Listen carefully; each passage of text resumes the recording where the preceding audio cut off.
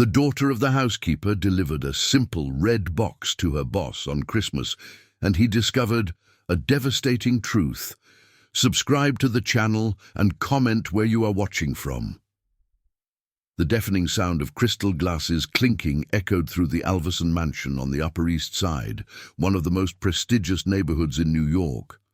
The house, an imposing three-story construction with meticulously maintained gardens, was filled with distinguished guests on this Christmas Eve of 2024. Influential businessmen, prominent politicians, and socialites mingled in the rooms adorned with Czech crystal chandeliers and contemporary American art. Richard Alverson, at 52, observed everything with the same calculating gaze. He used to analyze financial spreadsheets at his development company.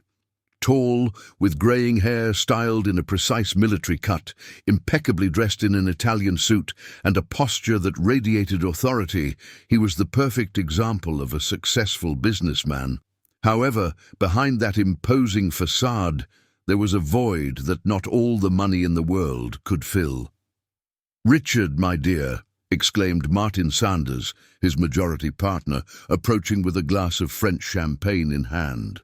"What a spectacular party. As always, you know how to impress," Richard replied, with a polite smile, one he had perfected over decades of networking. "Thank you, Martin. It's important to maintain traditions, isn't it?" "Without a doubt," Martin agreed, his small, shrewd eyes shining with barely concealed ambition. "By the way, we need to discuss the proposal from the Americans. They are pressing for an answer by the end of the year." "Not today, Martin," Richard cut in, his voice carrying that icy tone everyone in the company knew well. "It's Christmas." Across the room, near the imported floral arrangements, Patricia Morgan, his personal assistant for 8 years, watched every movement of her boss with predatory attention. At 38, blonde, always impeccably dressed in designer clothes, she had built her career by being indispensable to Richard, and she knew exactly how to use that to her advantage. "Mr. Alverson seems particularly pensive today," she commented to one of the guests, mentally cataloguing information that could be useful later. The orchestra, positioned on the terrace overlooking the illuminated gardens, was playing a sophisticated version of Silent Night when Richard noticed a different movement near the back entrance. That was where the household staff discreetly circulated, serving guests without ever drawing attention to themselves. Mary Johnson, 45, had been working as a cleaner in the mansion for 3 years. A small-statured black woman with a striking presence, she had that kind of dignity that comes from knowing the value of honest work. Her hands, calloused from years of service, always found a way to leave every space immaculate. That night, however, she seemed particularly nervous. "Mom, are you sure it's today?" asked Gabrielle, her 16-year-old daughter, in a low voice.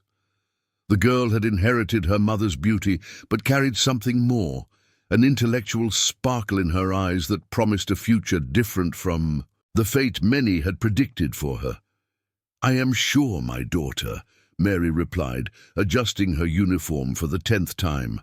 "I've held on to this for too long. He needs to know." Gabrielle looked around, intimidated by the opulence of the environment.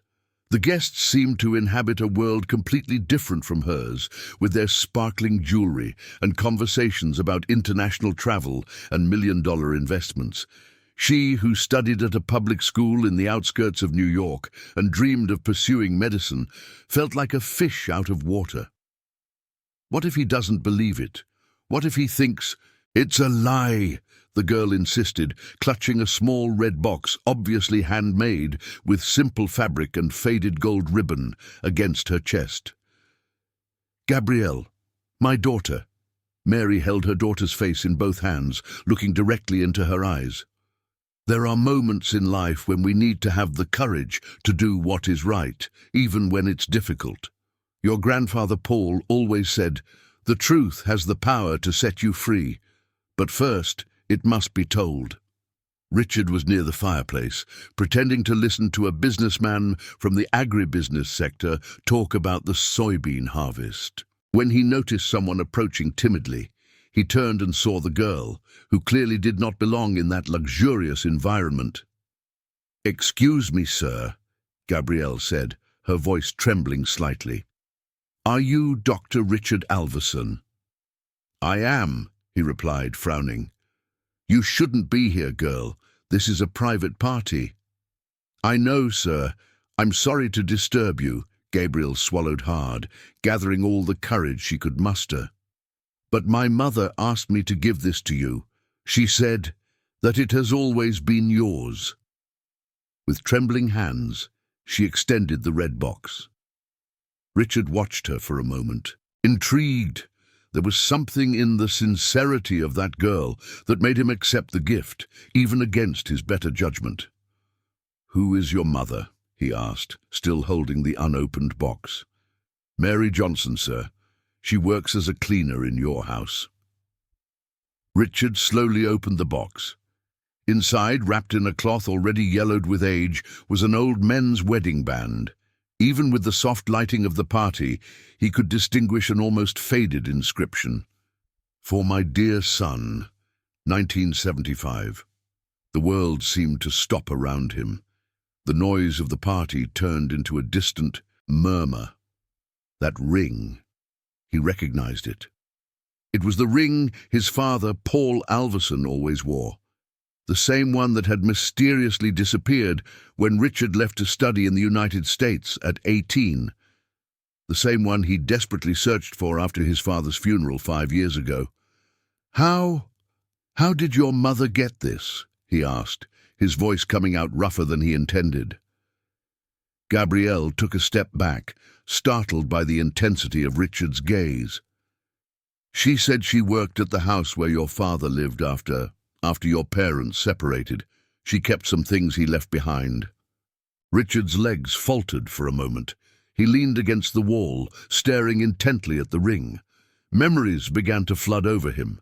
In his mind, the father, always so distant and focused on work, the tumultuous divorce of his parents when he was 12, the feeling of abandonment that shaped his entire personality. "Gabrielle?" Mary's voice echoed down the hallway. The woman quickly approached, clearly worried to see the state of her boss. "I'm sorry, Dr. Richard.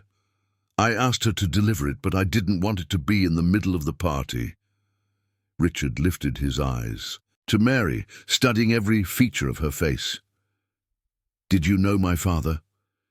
"I did, sir," Mary replied, lowering her gaze. "I worked in his house for the last 2 years of his life. He was a good man. He spoke a lot about you." "That's a lie," Richard said dryly, his voice laden with old pain.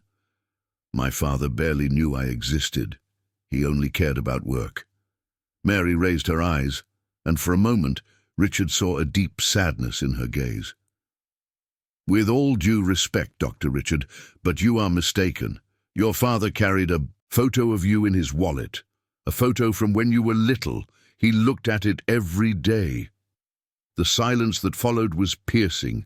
The sounds of the party in the background seemed to come from another world.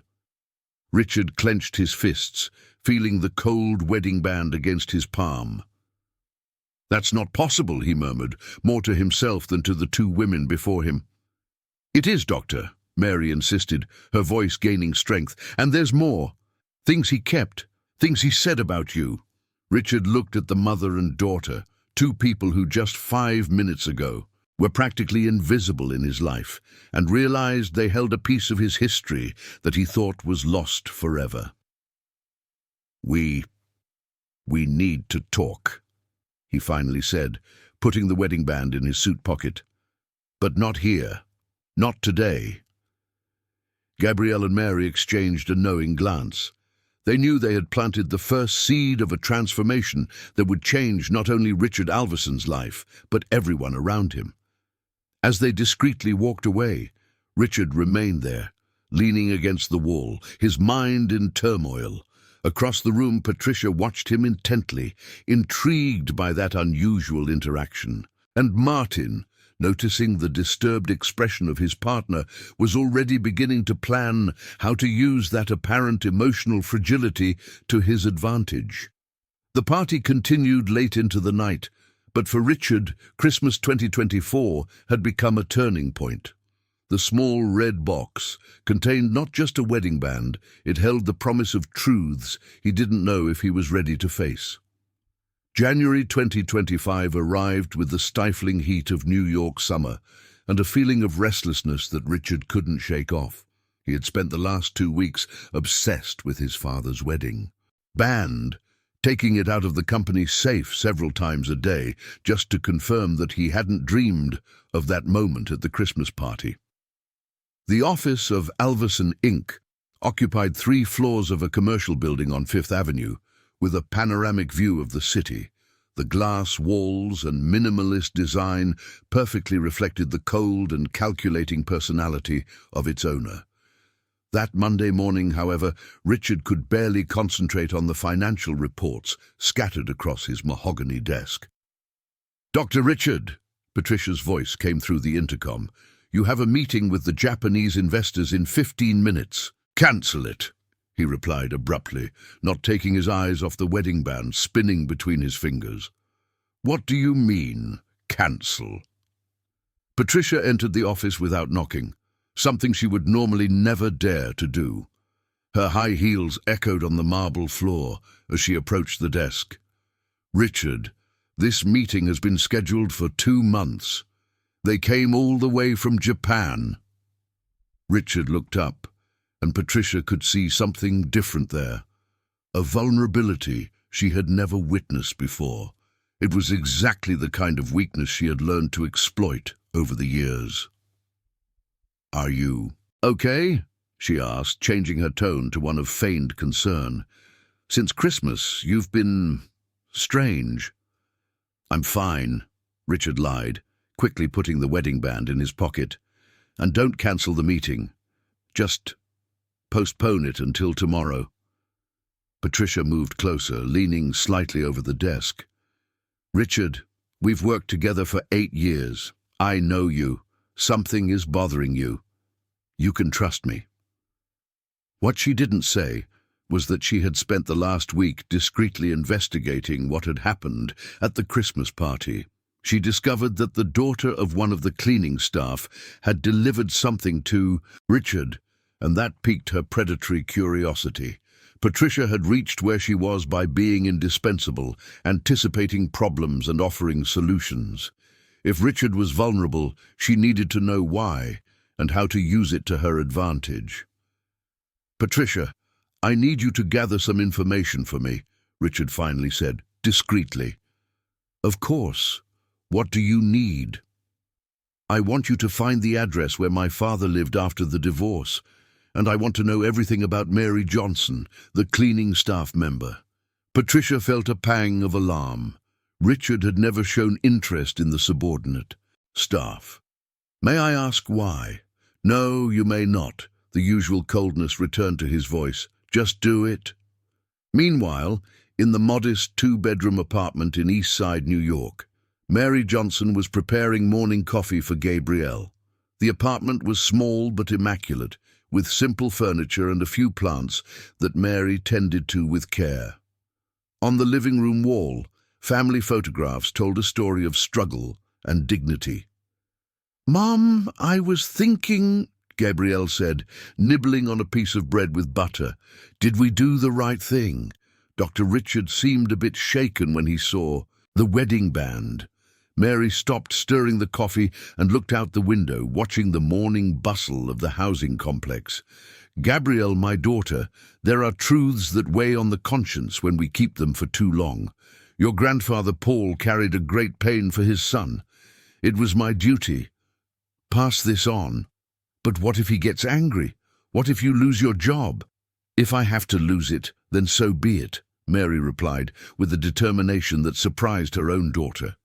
"But some things are more important than a job, Gabrielle. Dignity, for example, and the truth." Gabrielle looked at her mother with admiration. Even working as a cleaning staff member, Mary had never lost the proud demeanor she inherited from her own mother, a respected midwife in the countryside of Chicago. It was as if she carried within her a nobility that no circumstance could erase. "Mom, tell me again what Grandfather Paul was like." Mary smiled, a sad but affectionate smile. "Your grandfather Paul was a man who carried many regrets, dear. He lost the chance to be present in his son's life because of work, pride, and fights with his ex-wife. In his last years, that was what tormented him the most." "Did he talk a lot about Dr. Richard?" "Every day, Gabrielle, every day." Mary sat next to her daughter. "He had a box full of newspaper clippings about his son's company, about the awards he won. He was proud but also sad. He said he didn't know how to reach out, that he was afraid of being rejected." Back in the office, Richard paced back and forth, unable to concentrate on any task. The secretary had tried several times to remind him of appointments, but he dismissed them all. When Martin showed up unannounced, he found his partner in a state he had never witnessed before. "Wow, Richard, what's with that face?" Martin closed the door behind him. "The Japanese are furious about the postponement. They said they are going to reconsider the investment." "Let them reconsider," Richard replied, continuing to walk. Martin narrowed his eyes. In 20 years of partnership, he had never seen Richard dismiss a deal of that magnitude with such indifference. "Man, what's going on with you? Since Christmas you've been acting like a ghost." "Martin, do you remember my father?" The question caught Martin off guard. "Your father? Sure, I met him a few times. Serious man, hard worker. Why do you ask? What was he like with me?" "What do you mean? Did you ever see him show affection, concern, anything that seemed like paternal love?" Martin laughed nervously. "What's this talk, Richard? Your father died 5 years ago. Why this obsession now?" Richard stopped walking and faced his partner. "Answer the question." "Look, Richard, your father was from the old generation, right? Men of that time weren't very expressive with their feelings, but I remember once, at a company party, he asked about you. He wanted to know how you were doing in the United States, if you were happy." "He asked that?" "He did, and he seemed genuinely interested." Martin moved closer, sensing an opportunity. "Richard, you need to stop this fixation. It's affecting the business. The staff is talking, the clients are noticing. This isn't good for the company." Richard sat heavily in the armchair. "Maybe you're right." "Of course I am." Martin smiled, thinking he had won a victory. "How about we grab a whiskey, just like old times?" At that moment, Patricia knocked on the door. "Doctor?" "Richard, I got the information you requested." "Come in," Richard said, ignoring Martin's curious glance. Patricia entered, carrying a folder. "The address where your father lived is here. It was a 2-story house in the Garden District, and about Mary Johnson." She hesitated, flipping through some papers. "It's interesting. She wasn't always a cleaning staff member." "What do you mean?" "She graduated in nursing in Chicago in 1998, worked at the General Hospital there for almost 10 years. But in 2008, there was a fire in the house where she lived. She lost everything, including her diplomas and certificates. When she moved to New York with her daughter, she ended up taking cleaning jobs to support herself." Richard absorbed the information in silence. Suddenly, the image he had of Mary as a simple cleaning staff member expanded. She was a qualified professional who had been forced by circumstances to accept a job below her qualifications. "There's more," Patricia continued. "Her daughter, Gabrielle, is one of the best students at the public school she attends. She has exceptional grades in all subjects, especially in biological sciences." "How did you get this information?" Martin asked suspiciously. "I have my methods," Patricia replied. With an enigmatic smile, Richard abruptly stood up. "Martin, I need you to take the meeting with the marketing team tomorrow. And Patricia, I want you to reschedule all my appointments for this week." "Where are you going?" Martin asked, alarmed. "To visit the house in the Garden District." After Richard left, Martin turned to Patricia. "Do you have any idea what's going on with him?" Patricia feigned concern. "I think it has to do with something that happened at Christmas, something about his father." "That's problematic," Martin murmured. "Very problematic." "Why?" Martin looked out the window, watching Richard get into the car. "Because when partners become emotionally unstable, they make poor decisions, and poor decisions can affect million-dollar businesses." Patricia smiled inwardly. She had planted the seed of distrust in Martin's mind, and now it was just a matter of waiting to see how it would grow. As Richard sank into personal issues, she would have more room to maneuver within the company. In the car, driving through the busy streets of New York, Richard gripped the steering wheel tightly while his mind raced. His father's wedding band weighed in his pocket like a constant reminder that perhaps everything he believed about his own history was a lie. He was about to discover that some truths, once revealed, change everything forever. The Garden District, with its tree-lined streets and classic architecture homes, contrasted sharply with the hustle and bustle of New York's financial district. Richard drove slowly down Columbia Street, watching each number until he found the address Patricia had obtained. A two-story house with a front garden and a facade showing signs of neglect. The paint on the walls was peeling, the iron gate was rusty, and the garden, once well kept, it now grew wild. A "for rent" sign swayed attached to the fence, with the phone number of a real estate agency almost faded by the passage of time. Richard parked the Mercedes on the sidewalk and spent a few minutes just observing. That house represented a period in his father's life that he was completely unaware of. After his parents' tumultuous divorce in 1985, Paul Alverson had moved there, and Richard, then 17, chose to stay with his mother. It was a decision that now haunted him with late guilt. The phone rang, interrupting his thoughts. It was Patricia. "Richard, I got the owner's phone. Number, he can meet us now if you want to see the inside." "How did you?" Richard started, but then gave up the question. Patricia always found a way to get what he needed. "All right, ask him to come." 40 minutes later, a short, greying man with thick glasses introduced himself as Mr. August, the property owner. "It's been empty for about 3 years, he explained, struggling to open the gate. "After Mr. Paul passed away, the heirs never showed up to claim the belongings. I had to store everything in the back room." Richard's heart raced. "What belongings?" "Furniture, books, some boxes of papers. Nothing very valuable, but I didn't have the heart to throw it away. Mr. Paul was an exemplary tenant, always paid the rent on time." They entered the house, and Richard was immediately hit by a smell of mold, mixed with something familiar that he couldn't identify. The living room was small but cozy, with a worn leather armchair facing a dusty bookshelf. "Your father loved to read," the owner commented, noticing Richard's interest in the books.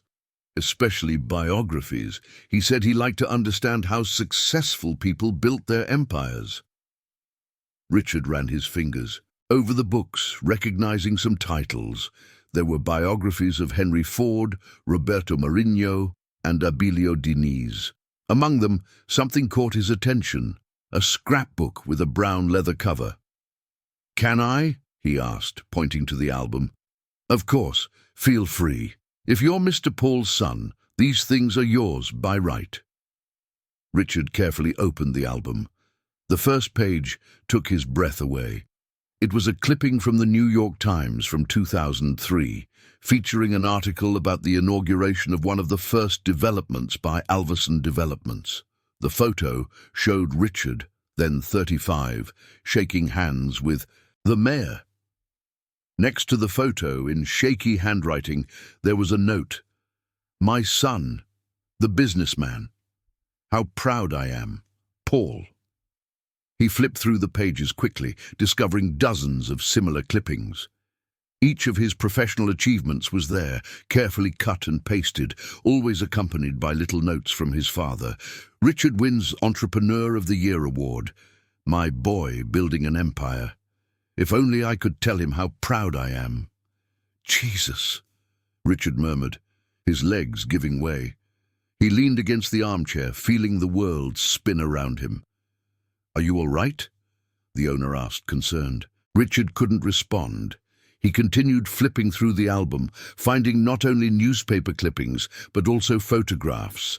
Pictures of his childhood, his high school graduation, some he didn't even know existed, and in all of them, small affectionate notes from his father. The phone rang again. It was Mary Johnson. Dr. Richard, sorry to bother you on your personal cell. Patricia gave me the number. I heard you went to the house where your father lived. How did you know? The neighborhood is small here in the Garden District.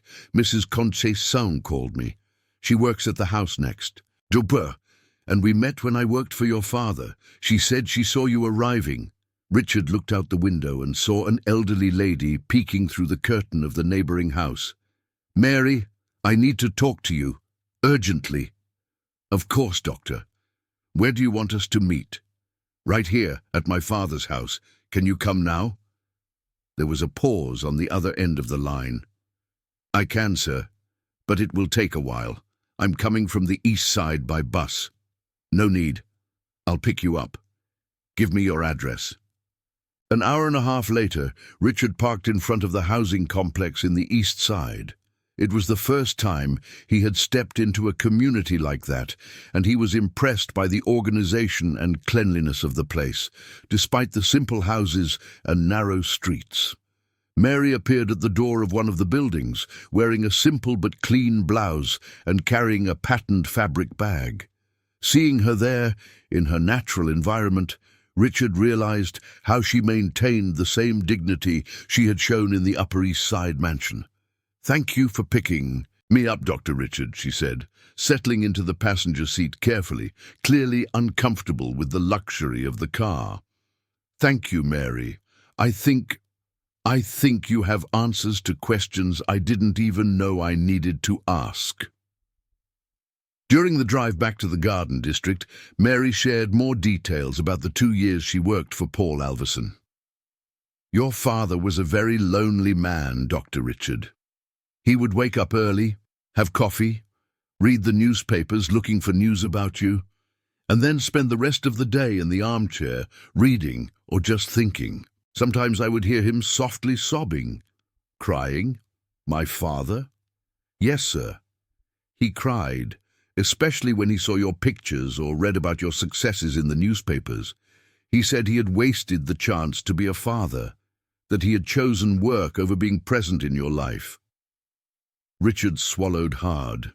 The image he had of his father as a cold and distant man began to crumble. But why did he never try to reach out? He did, Doctor. Several times he picked up the phone to call you. I saw him dialing your company's number, but he always hung up before completing the call. He said that he was afraid of being rejected, that his father must hate him for not fighting for custody when his parents divorced. When they arrived at the townhouse, Mary stopped in front of the house and sighed deeply. It's been 3 years since I've been here. I miss this place. Your father turned this house into a small sanctuary dedicated to you. They entered together, and Mary immediately headed to a corner of the living room that Richard hadn't noticed before. There was a small table with a frame turned upside down. May I? She asked, pointing to the frame. Richard nodded. Mary turned the frame, revealing a photograph of Richard at 8 years old, smiling at an amusement park. He vaguely remembered that day. It had been one of the rare Sundays when his father didn't work. That was his favorite photo, said Mary, caressing the glass of the frame. He looked at it every day and repeated the same phrase. My happy boy. If I could go back in time and be the father he deserved. Richard felt his eyes burn.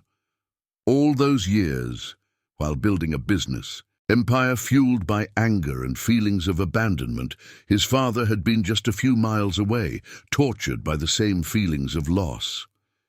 Mary, you said there are more things kept here. Yes, Doctor. Your father left some letters. Letters he wrote to you but never sent. Letters. Many letters. They are all kept in a box in the bedroom. He made me promise that if you ever showed up here, I would give you those letters. Mary led him to the bedroom, a simple space with a twin bed, an old wardrobe and a wooden desk. Under the bed, she pulled out a shoebox tied with string. Here they are, she said, handing the box to Richard with the solemnity of someone passing on a treasure. 15 years of letters, Doctor. 1 letter for each birthday you spent without him being present. Richard held the box with trembling hands. Inside was the truth he had searched for his entire life without knowing. Proof that his father truly loved him. Meanwhile, in the office of Alverson Developments, Patricia and Martin were secretly meeting in the conference room. He's losing control, said Martin, nervously drumming his fingers on the table. Yesterday he cancelled 3 important meetings, and today he's been missing all day. Clients are starting to question our reliability. It's an opportunity, Patricia replied coldly. If Richard continues like this, the minority shareholders will start pushing for changes in the presidency. And you think I should take over? I think you should be prepared for when the opportunity arises. Martin smiled, but there was a calculating coldness in that smile. And what would your role be in this new arrangement? Executive vice presidency would be a good start. They didn't know that, at that very moment. In the silent townhouse of Beverly Hills, Richard was about to read words that would transform not only his understanding of the past, but his entire perspective on the future. The first letter began like this. My dear son Richard, today you turn 19, and I can't even give you a hug, but I want you to know that not a day goes by without me thinking of you and all the moments we lost. The tears Richard had held back for decades finally began to fall. The silence of the townhouse was broken only by Richard's muffled sobs as he read the first letter with trembling hands. Mary remained discreetly by the window, respecting that intimate moment between father and son, even though one of them was no longer among the living. My dear son Richard, he read softly, his father's shaky handwriting dancing before his misty eyes. Today you turn 19, and I can't even give you a hug. I know you are in the United States, building your future, and I am so proud of your determination. But I also torture myself thinking that you must hate me for not fighting harder for our relationship when everything fell apart. Between me and your mother. Richard stopped reading, resting his head in his hands. Mary, I didn't know. I had no idea he... Keep reading, Doctor, Mary said gently. Your father put his heart into every one of those words. The letter continued. I want you to know that my greatest failure as a man was not losing money. It was not making mistakes in business. It was letting pride and fear stop me from fighting for you. Every day I regret not insisting more, not breaking the silence that settled between us. If I could go back in time, I would do everything differently. I would love you better, hug you more, show you that you have always been the most important thing in my life. Richard's tears fell onto the paper, slightly smudging the blue ink. He opened the second letter, dated a year later. 20 years today, my son. I heard from the newspapers that you excelled in college. I cut out the article and placed it with all the others. I have an entire wall dedicated to your achievements. Sometimes I talk to those photos as if you were here. I know it may sound crazy, but it's the only way I've found to feel close to you. Mary moved closer and sat in a nearby chair. "Dr. Richard, can I tell you something?" "Of course." "Your father had decided to look for you. In the last week before he passed, he told me he couldn't bear living with that weight anymore. He said he would rather be rejected by you than continue living in uncertainty. Is that true?" "Yes, sir. He even bought a new suit. He said he wanted to look presentable when he came to your office. He practiced a speech in front of me several times. He was determined to make up for lost time." Richard felt as if a knife had pierced his chest. "And why didn't he go?" "He was—" "Heart attack, doctor. It happened the day before he had planned to seek you out." Ricardo's phone rang insistently, but he ignored it. It was Patricia's 10th call that afternoon. "Doctor, it might be important," suggested Mary. "It's not," Ricardo replied categorically. "Nothing is more important than this right now." He continued reading the letters, diving deeper into his father's tormented mind. There were letters for his 25th, 30th, and 35th birthdays, all filled with regret, pride, and a deep love that had never been expressed in life. In the letter from his 30th birthday, one passage made him stop. "Today I learned that you got married. I wasn't invited, and I completely understand why. But I want you to know that I cried tears of joy when I saw your picture in the social section of the newspaper. You looked so happy, so handsome in your tuxedo. I prayed that your wife would give you all the happiness I failed to provide. And I also prayed that you would be a better father than I was, that you would be present, that you would show love, that you wouldn't make the same stupid mistakes I made." Ricardo remembered his marriage to Claudia, which had lasted only 3 years. At the time, he was slightly irritated that his father hadn't at least sent a congratulatory card. Now, he discovered that Paul had known about the ceremony and had been moved by it. "Mary, did my father ever meet my ex-wife?" "Not personally, but he talked about her. When you separated, your father was very worried. He said you were repeating his pattern, prioritizing work over relationships." "He said that?" "He did. And he blamed himself, thinking you had learned from him to be cold and distant." Ricardo opened the letter from his 40th birthday, the penultimate one in the box. The handwriting was even shakier, revealing the health issues that were already beginning to affect Paul. "My dear son, you turn 40 today and have become the businessman I always dreamed of being. Your company is growing. Your buildings are transforming the cityscape. Your name is respected. But I'm afraid, Ricardo, I'm afraid that you are so focused on success that you forget to live. I saw a picture of you in a business magazine yesterday, and your eyes looked empty, just like mine did when I lost myself in ambition and let our family fall apart. Please, my son, don't repeat my mistakes.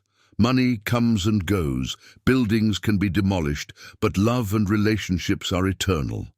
If you ever read this letter, remember, the greatest legacy a man can leave is not properties or businesses, but happy memories in the minds of the people he loved." The last letter was dated just 3 months before Paul's death. The handwriting was almost illegible, clearly written by someone already weakened. "Dear Ricardo, perhaps this is my last letter. The doctor says my heart isn't well, and I feel that my time is coming to an end. I want to die in peace, but I can't until I try one last time to reconcile with you. I've decided that I will seek you out. It doesn't matter if you reject me. It doesn't matter if you say it's too late. I need to look into your eyes and ask for forgiveness for being an absent father. I need to tell you that I love you and that you were the best thing that ever happened in my life. If when you read this, I have already passed, know that my last thoughts were of you, and know that wherever I am, I will be rooting for your happiness. Be happy, my son. It's all I ever wanted for you. With all my love, your father, Paul." Ricardo could no longer hold back his sobs. 37 years of hurt, anger, and feelings of abandonment crumbled like a house of cards. Everything he believed about his father, all the coldness he had, cultivated as a defense mechanism, was all wrong. "I'm an idiot, Mary," he said through tears, "a complete idiot. My father loved me, and I never knew." "You're not an idiot, Dr. Ricardo. You were a wounded boy who grew up without understanding what really happened. Your father was also a wounded man who didn't know how to fix the mistakes of the past. But now it's too late. I can't talk to him anymore. I can't hug him anymore. I can't tell him that I loved him too." Mary stood up and placed a maternal hand on Ricardo's shoulder. "You can, Doctor. You can talk to him through your actions from now on. You can honor his memory by being the man he wanted you to be." "How so?" "Your father spent hours telling me how he wanted you to be happy, how he wanted you to find someone to love, how he wanted you to be a fair boss, a generous man. He said that if he had a second chance, he would use his fortune to help people, not just to accumulate more wealth." At that moment, Ricardo's phone rang again. This time, it was Gabrielle. "Dr. Ricardo, I'm sorry to call, but I'm worried about my mother. She left early and said she was going to meet you, but she hasn't come back yet." "Your mother is with me, Gabrielle. We're fine. In fact—" Ricardo hesitated for a moment. "Could you come here? I think you two are the only people in the world who really knew my father." "Of course, Doctor. Where are you?" Ricardo gave her the address, and while they waited for Gabrielle to arrive, Mary showed him other corners of the house where Paul kept memories of his son. A drawer full of articles about the company, a shelf with books on management that he bought to better understand his son's world, and even a notebook where he wrote down gift ideas he would like to give Ricardo if they ever reunited. When Gabrielle arrived, she found two adults transformed by the truth. Ricardo was no longer the businessman, cold and calculating. He was an orphan son who finally understood his father's love. And Mary was no longer just a cleaning staff member. She was the guardian of the most precious memories of a family shattered by pride and poor communication. "Dr. Richard," Gabrielle said timidly, "are you okay?" "I am, Gabrielle. For the first time in many years, I am well." He looked at the two women who had completely changed his life in just a few weeks, and a decision began to form in his mind. If his father had squandered the chance to be happy because of pride and fear, he would not make the same mistake. It was time to start truly living, not just existing. But Richard had no idea that while he was discovering his father's true love, Patricia and Martin had already set in motion a plan that could destroy everything he had built. The phone rang once more. This time, it was a call that would change everything. The number on Richard's phone was unknown, but he answered anyway, still with his voice choked by the emotions of the past hours. "Dr. Alverson?" The voice on the other end sounded nervous, almost whispering. "My name is Charles. I have been your company's accountant for 15 years. I need to speak with you urgently." "Charles, what happened?" "I can't talk over the phone, Doctor, but I've discovered some serious irregularities. Ms. Patricia and Mr. Martin are— well, it's better if we talk in person." Richard furrowed his brow. Charles was one of the oldest and most trusted employees of the company, a discreet man who would never get involved in gossip or corporate intrigue. "Where do you want to meet?" "Somewhere discreet, Doctor. Away from the company. They can't know I'm talking to you." "All right. Do you know Café Tortoni in Greenwich Village? Let's meet there in an hour." After hanging up, Richard looked at Mary and Gabrielle. Reality was demanding its price. He had spent the entire day immersed in the past, while the present required his attention. "I need to resolve some issues at work," he said, carefully putting his father's letters in the box. "But I want you both to keep these keys." He handed the townhouse keys to Mary. "This house belongs to both of you as much as it does to me. My father would have wanted it this way." "Dr. Richard, we can't accept—" Mary began. "You can, and you will." His voice had a gentle firmness. "I will arrange for you to be the official caretakers of this place. It's a paid job with benefits and all rights. Gabriel, you can use my father's office to study. It has a good desk and natural light." Gabriel's eyes sparkled with emotion. Having a quiet and suitable place to study was a luxury she had never imagined possible. "Now I need to go," Richard continued, "but tomorrow we will talk about other things, about your future." On the way to Greenwich Village, Richard felt torn between the euphoria of discovering his father's love and a growing apprehension about what Charles had to reveal. The heavy afternoon traffic in New York gave him time to process the conflicting emotions. Café Tortoni was a small, cozy establishment frequented by artists and intellectuals. Charles was already there when Richard arrived, sitting at a table in the back, nervously stirring a cup of coffee that was already cold. Charles Morgan was 58 years old, completely grey-haired, and wore thick-rimmed glasses that gave him a scholarly appearance. He had joined Alverson Developments when the company was still small, and his dedication and competence had been crucial to the business's growth. "Dr. Richard," he quickly stood up when he saw his boss approaching. "Thank you for coming." "Charles, you're making me worried. What's going on?" Charles looked around, ensuring no one was paying attention before speaking. "Doctor, for the past 3 months, I've noticed strange movements in the company's accounts. Unauthorized transfers, altered documents, contracts appearing and disappearing from the system." "What kind of transfers?" "Payments to shell companies, Doctor, companies that exist only on paper. And all these transactions have Ms. Patricia's digital signature." Richard felt a chill run down his spine. "Are you sure about this?" "Absolutely. And there's more." Charles opened a discreet folder he was carrying. "I discovered that these shell companies are controlled by fronts, and these fronts have direct connections to Mr. Martin." Charles showed a series of printed documents, service contracts with inflated values, suspicious bank transfers, and a complex network of companies that, in practice, were siphoning money from Alverson Developments. "How much money are we talking about, Charles?" "By my calculations, in the last 2 years, about $15 million have been diverted." Richard sat heavily in his chair. 15 million. It was a sum sufficient to bring down any company. "And there's more, Doctor," Charles continued, lowering his voice even further. "Yesterday, by chance, I overheard a conversation between Ms. Patricia and Mr. Martin. They are planning to force you out of the company." "What do you mean?" "They are spreading rumors about your mental instability, saying that you are making erratic decisions, cancelling important meetings, affecting the company's credibility.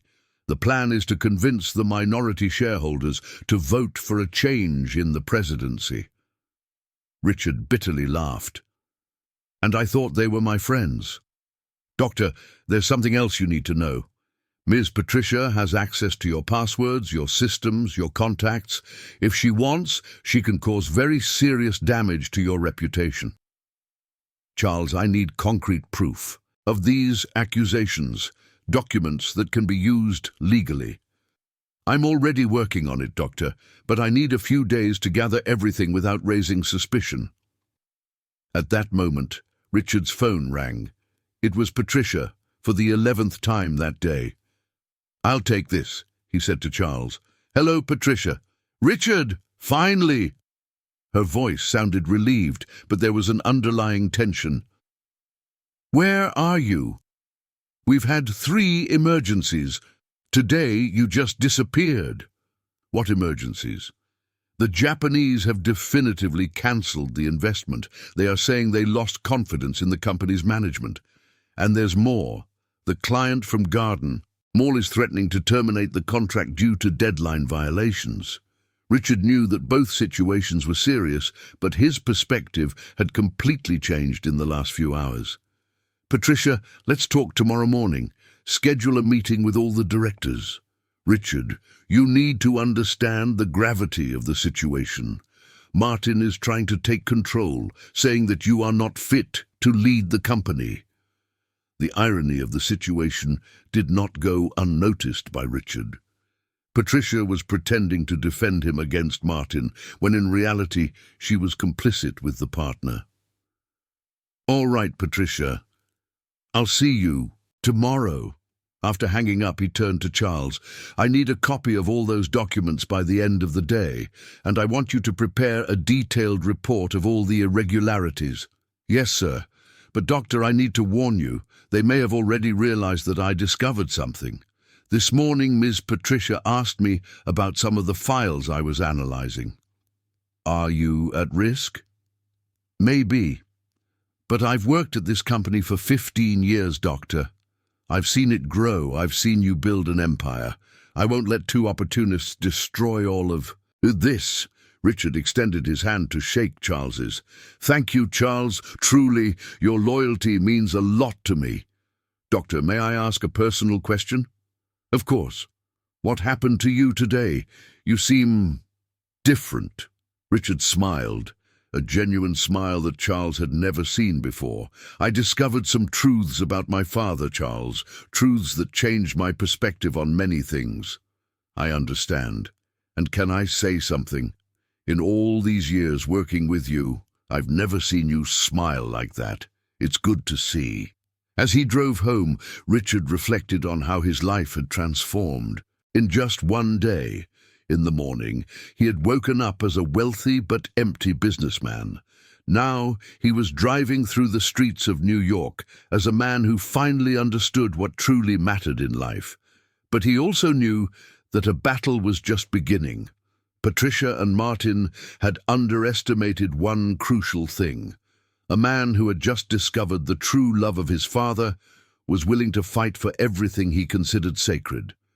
And that included the company that Paul Alverson had dreamed of seeing his son successfully lead.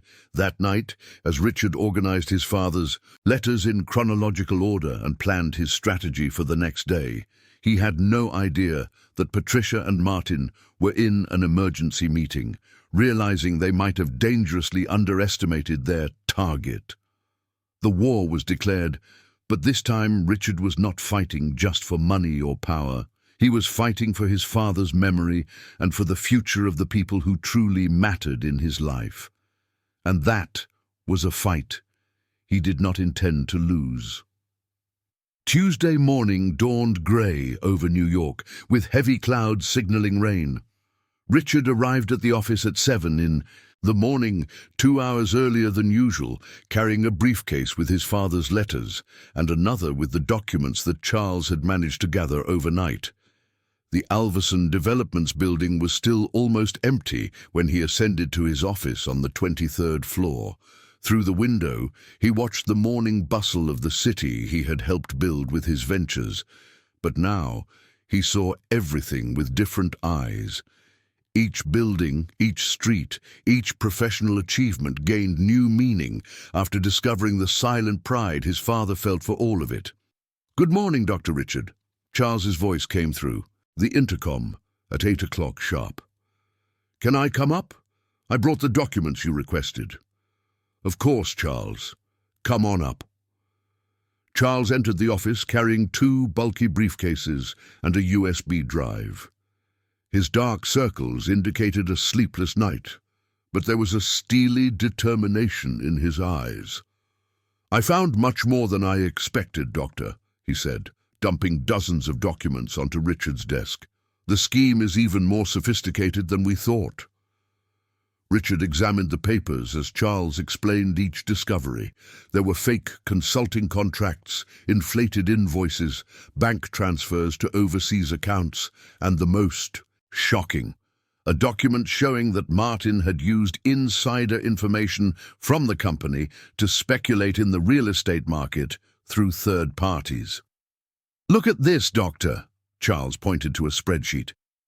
In October of last year, 3 days before you announced the mall project in downtown, a company linked to Mr. Martin bought land in the area for pennies.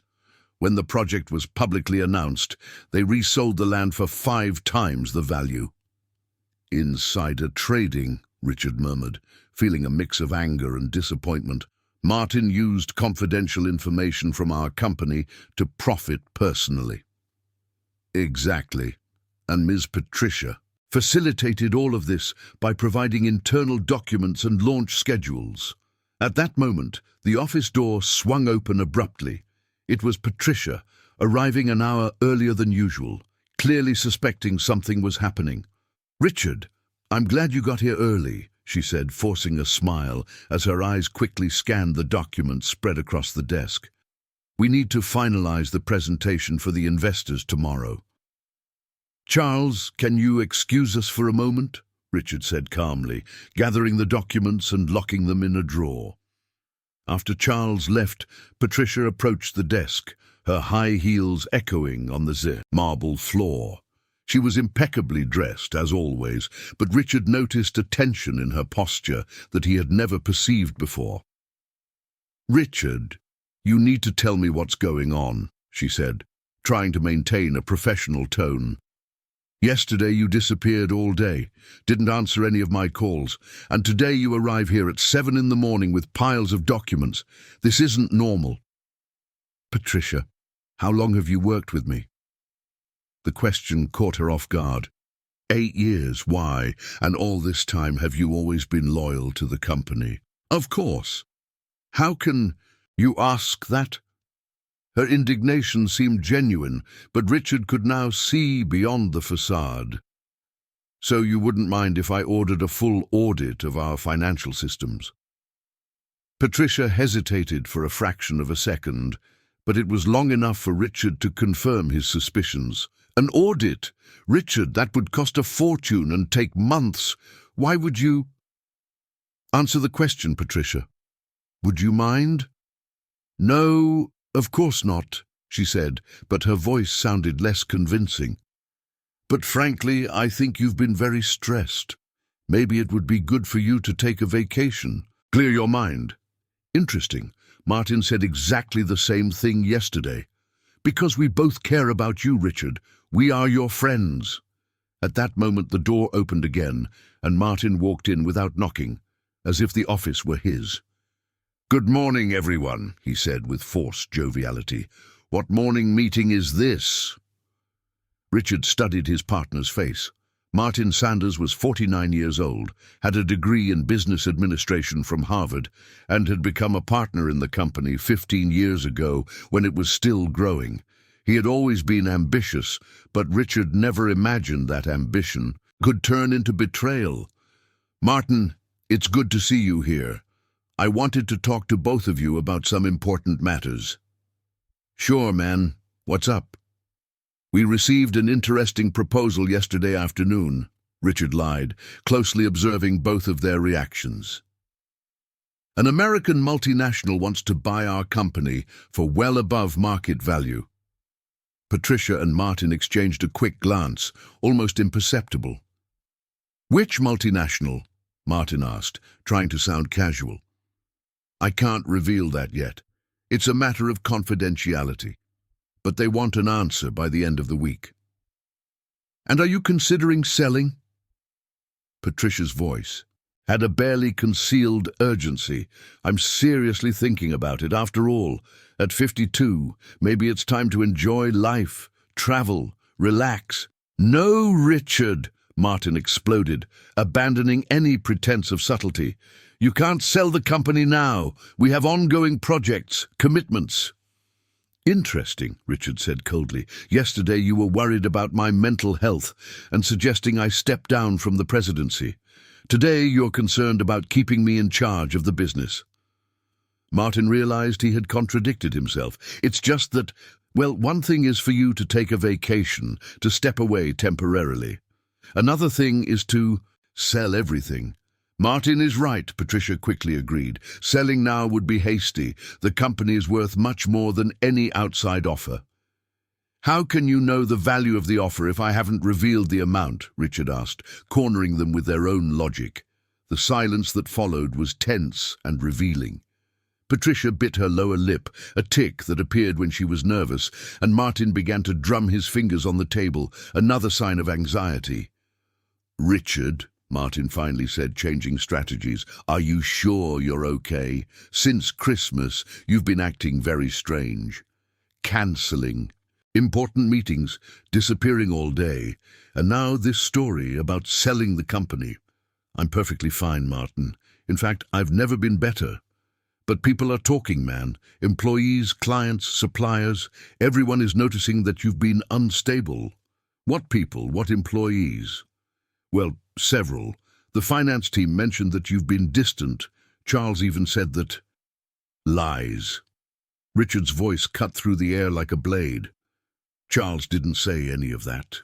Martin realized he had stepped in it, but tried to backtrack. "It must have been someone else then, but the fact is, your image is being harmed." "And you two are worried about my image?" "Of course," said Patricia. "We're a team, Richard. When you're not well, we all feel it." Richard stood up and walked to the window, turning his back to them. "You know what? You're right. I really have changed since Christmas." "See?" Martin whispered to Patricia. "I knew he would admit it." "I have changed," Richard continued, still facing away. "I've discovered things about myself, about my family, about what really matters in life." "And what have you discovered?" Patricia asked, thinking she had gained an advantage. Richard turned slowly, and when they saw his face, they realized they had made a terrible mistake. There was no confusion or vulnerability in his eyes. There was a cold, calculating determination that they had never seen before. "I've discovered who my true enemies are," he said, opening the drawer and pulling out a folder with Charles's documents. "And I've discovered that you two are thieves." The silence that followed was deafening. Patricia visibly paled, and Martin swallowed hard. "What are you talking about?" Martin stammered. "I'm talking about $15 million siphoned off through shell companies. I'm talking about insider trading. I'm talking about a conspiracy to remove me from the presidency of my own company." Richard threw the documents on the table. Patricia looked at the papers, and her expression turned to panic. "Richard, this is a misunderstanding. I can explain." "There's nothing to explain, Patricia. It's all here. Your digital signatures, your transfers, your collusions." Martin tried one last desperate move. "You can't prove any of this. It's just speculation." "I can, Martin, and I will prove it. Charles has already handed everything over to our external auditors and the Federal Bureau of Investigation." The lie worked. Martin lost control. "That miserable Charles! I knew he was snooping where he shouldn't." "So you admit it?" Martin realized he had fallen into a trap, but it was too late. "Richard," Patricia said, completely changing her tone, "can we talk about this? We are civilized people. You don't need to involve the police." "Oh, now we are civilized people," Richard laughed bitterly. "When you were planning to destroy me, were you civilized too?" "We didn't want to destroy you," Martin said. "We just wanted to take on more responsibilities. The company needed firmer leadership." "Firmer leadership through theft and conspiracy." "It wasn't theft. It was compensation for our services. You never properly acknowledged our contribution to the company's success." Richard looked at both of them with a mix of disgust and pity. "Do you know what the difference is between you and my father?" They both stared at him, not understanding the question. "My father made mistakes. He was absent, but he was never dishonest. He never betrayed anyone's trust. You are simply thieves disguised as executives." "Richard, please," Patricia pleaded. "We can fix this. We'll return the money, adjust the contracts. No one needs to know." "Too late," Richard said, picking up the phone. "Security, I need you to come up here now." As they waited for security to arrive, Martin made one last desperate attempt. "Richard, think about what you're doing. If this leaks, it will harm the company's image. Our clients will lose trust." "Martin, do you really think I care more about the company's image than about justice? You taught me a valuable lesson about what really matters in life." When the security guards arrived, Richard gave clear orders. "Escort Miss Patricia and Mr. Martin out of the building. They are banned from entering the company's premises from now on." "Richard, this is madness," Martin shouted as he was escorted out. "You will regret this." "No," Richard replied calmly. "For the first time in many years, I am sure I am doing the right thing." After they left, Richard was alone in his office, looking out at the city through the window. He had just destroyed 2 relationships that had lasted for years, but he felt lighter than ever. The phone rang. It was Mary Johnson. "Dr. Richard, sorry to bother you, but I wanted to thank you for the house. Gabrielle spent the whole night studying in your father's office. She said she has never had such a quiet place to concentrate." "That's great, Mary. How is she doing in her studies?" "Very well, doctor. Her grades are excellent, but—" She hesitated. "But what?" "She received a full scholarship offer for medical school at UCLA, but even with the scholarship, she would need help with housing, meals, educational materials." Richard smiled. It was exactly the opportunity he had been waiting for. "Mary, you and Gabrielle can come here to the office this afternoon. I have a proposal for both of you." "Of course, doctor. What time?" "At 3 o'clock. And, Mary, bring documents for both of you. ID, social security number, Gabrielle's school proof." "May I ask why?" "You'll see. It's a good surprise." After hanging up, Richard called Charles. "Charles, can you come up here? We have a lot of work ahead." Richard Alverson's transformation was just beginning. Freeing himself from the parasites that were draining his company had only been the first step. Now it was time to truly honor his father's memory, starting by taking care of the people who really mattered. The cold and calculating businessman was dying. In his place, a man who finally understood. The true meaning of success was being born. At 3 in the afternoon, Mary Johnson and Gabrielle arrived at the Alverson Developments office. Both were visibly nervous, wearing their best clothes. Mary in a simple but impeccable navy blue dress, and Gabrielle in a white blouse and black skirt that showcased her determination to make a good impression. Richard personally greeted them in the lobby, something that surprised not only the two of them, but also the employees who had never seen the company president personally welcome any visitor.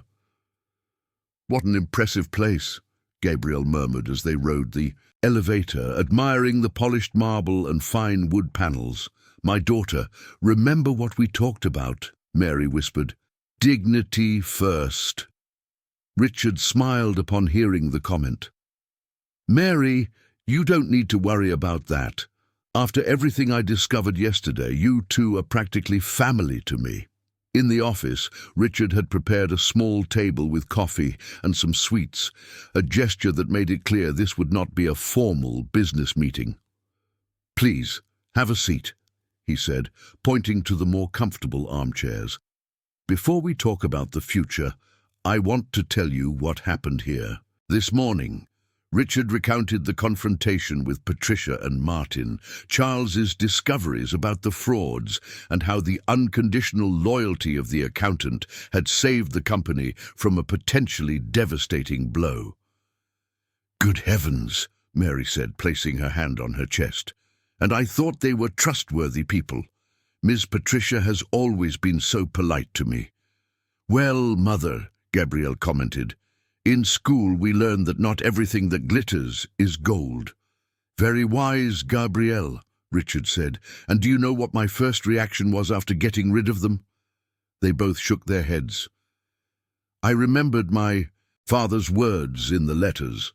He wrote that if he had a second chance, he would use his fortune to help people, not just to accumulate more wealth." So I decided that's what I will do. Richard stood up and went to his desk, returning with an organized folder. Gabrielle, your mother told me about the scholarship for medical school at UCLA. Congratulations, it's an extraordinary achievement. Thank you, Dr. Richard, but I'm still thinking about whether to accept. It's very hard to live in an expensive city like Los Angeles just on the scholarship. What if I told you that won't be a problem? Gabriel frowned, not understanding. I am creating an educational fund in honor of my father, the Paul Alverson Foundation. The goal is to offer full scholarships to talented young people from low-income families. Housing, meals, educational materials, everything covered. Gabrielle's eyes filled with tears. Dr. Richard, I don't know what to say. You don't need to say anything. You would be our first scholarship recipient. And Mary, he turned to her mother, I would like you to coordinate this foundation. Me? Mary's eyes widened. But doctor, I am just cleaning staff. No, Mary. You are a qualified nurse who, due to life circumstances, had to take on other jobs.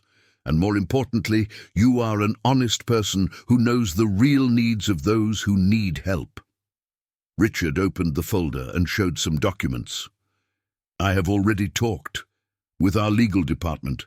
They are preparing your rehire with a signed contract as the coordinator of the foundation. The salary will be $15,000 a month, plus full benefits. Mary began to cry silently. $15,000. Doctor, I've never earned even a third of that in my life. And you deserve much more for the dedication you showed to my father and for the exemplary way you raised this brilliant girl. Mom, accept it, said Gabriel, emotional. It's the opportunity of our lives. Mary wiped her tears and looked directly into Richard's eyes. Doctor, can I ask a question? Of course. Why are you doing this for us? Why are you changing so much? Richard leaned back in his chair, thoughtful. You know, Mary, for 37 years I lived with anger. Anger towards my father for being absent, anger towards the world for not giving me the recognition I thought I deserved.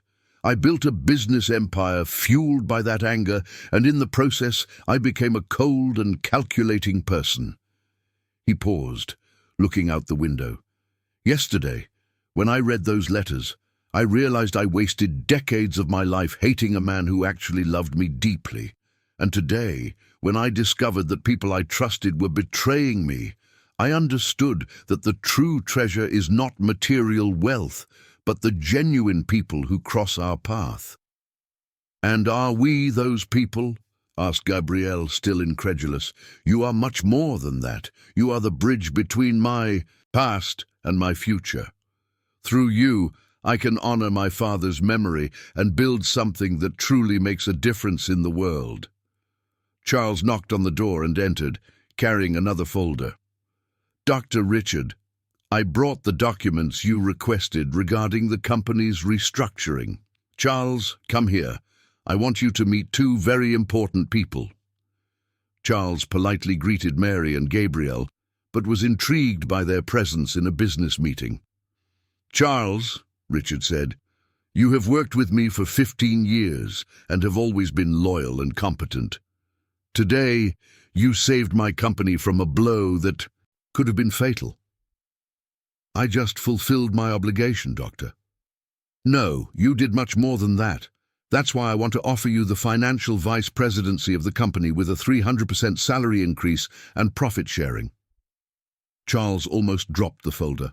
Doctor, I don't know if I deserve so much. You do. Loyalty and competence are the rarest qualities in the corporate world, and I will need people like you to implement the changes I have in mind. What changes? Richard stood up and walked to a whiteboard on the wall. First, we will implement a profit-sharing program for all employees, from the doorman to the director. Second, we will create a premium health plan that includes family members. Third, we will establish a daycare center at the company for employees' children. He continued writing on the board. Fourth, every employee with more than 5 years at the company will receive a scholarship for themselves or their children. Fifth, we will create an emergency fund to help employees who go through financial difficulties. Charles watched everything with growing admiration. Doctor, this is going to cost a fortune. Charles, in the last 5 years, this company has made over $200 million in profit. I don't need that much money by myself. I prefer to share this wealth with those who truly make the company work. But the minority shareholders will accept this reduction in dividends? If they don't accept, I will buy their shares. I want to have total control to implement these changes without interference. Mary, who had remained silent observing everything, finally spoke. Dr. Richard, can I say something? Of course, Mary. Your father would be very proud of the man you have become. In the letters he wrote, he always said that his greatest dream was to see you happy and fulfilled as a person, not just as a businessman. And do you think he would be happy with these changes? I am sure. He always told me that a man's true success is measured by the lives he can improve. The phone rang. It was the reception. Dr. Richard, said the secretary, there are some reporters downstairs wanting to speak with you about some allegations they received. Richard smiled. Patricia and Martin didn't waste any time. They probably leaked some distorted version of the events to the press. What do you want to do? Tell them I'll be down to speak with them in 5 minutes and call all employees to the auditorium. I will make a statement. After hanging up, he turned to Mary, Gabrielle, and Charles. Do you want to see how to face a real crisis? 20 minutes later, the company's auditorium was packed. Employees from all departments crowded curiously, knowing that something important had happened. Rumors about Patricia and Martin's departure were already circulating in the hallways. Richard took the stage with a confidence that impressed everyone. He was no longer the cold and distant businessman they knew. There was something different in his demeanor, something more human and approachable. Good afternoon, everyone, he began, his voice echoing through the auditorium. I know you are curious about today's events, so I will be direct with you. He talked about the discoveries of the frauds, about the dismissal of Patricia and Martin, and about the changes he intended to implement in the company. With each announcement, the murmurs of approval grew louder. Alverson Developments is not just a company, he concluded. It is a family, and family takes care of each other. From today, we will prove that it is possible to be financially successful without losing our humanity. The ovation was spontaneous and prolonged. Employees who had never exchanged a word with the president applauded him on their feet, many with tears in their eyes.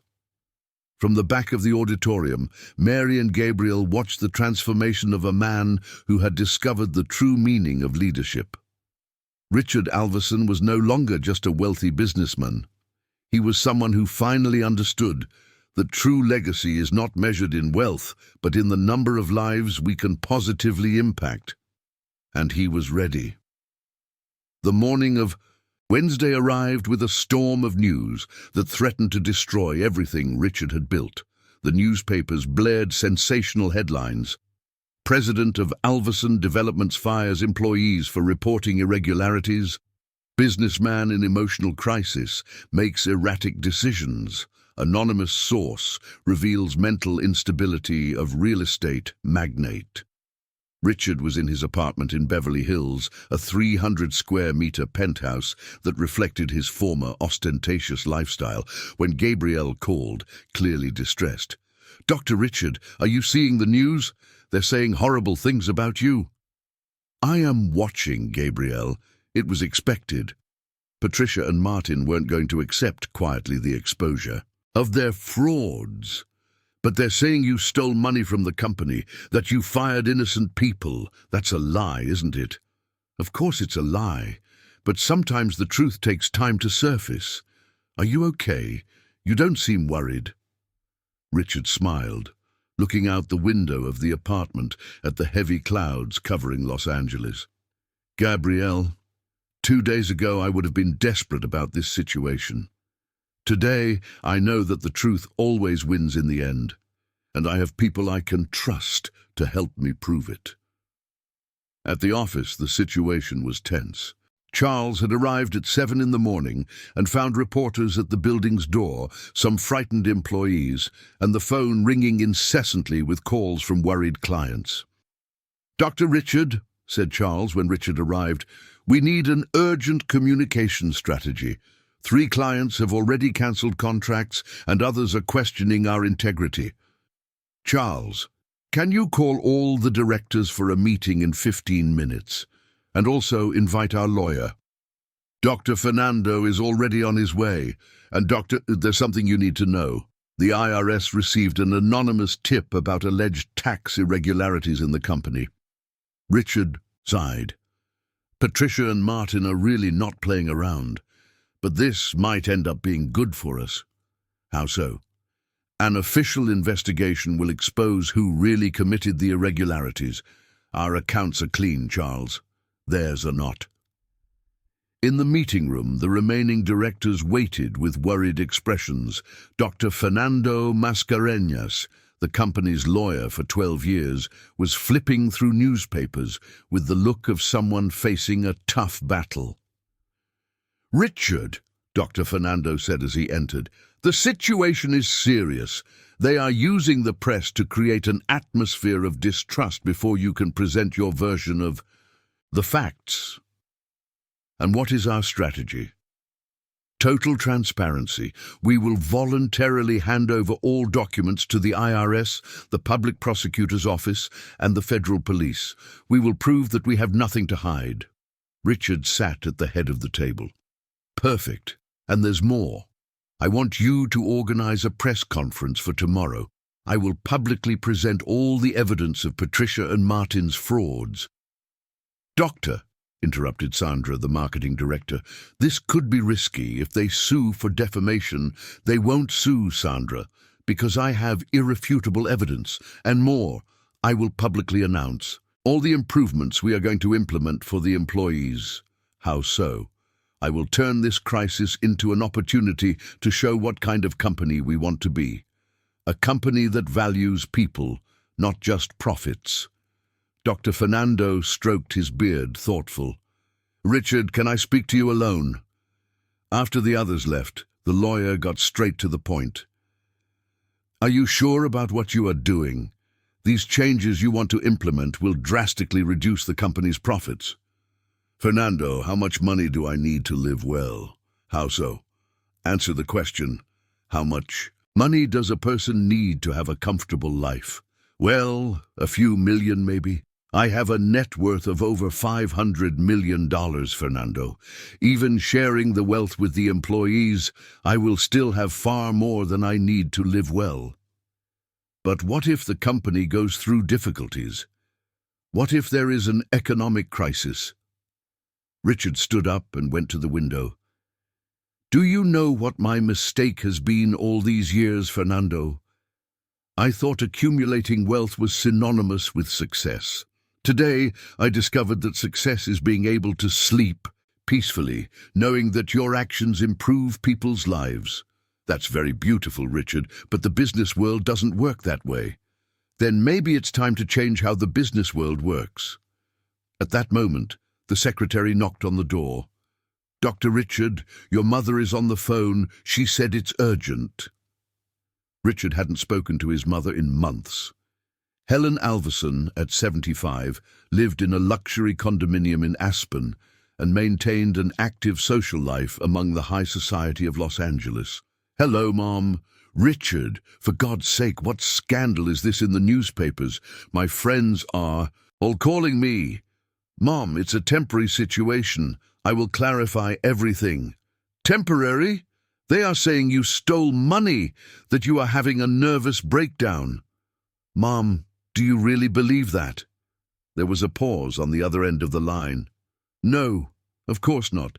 I know you, Richard. You have many flaws, but you have always been honest."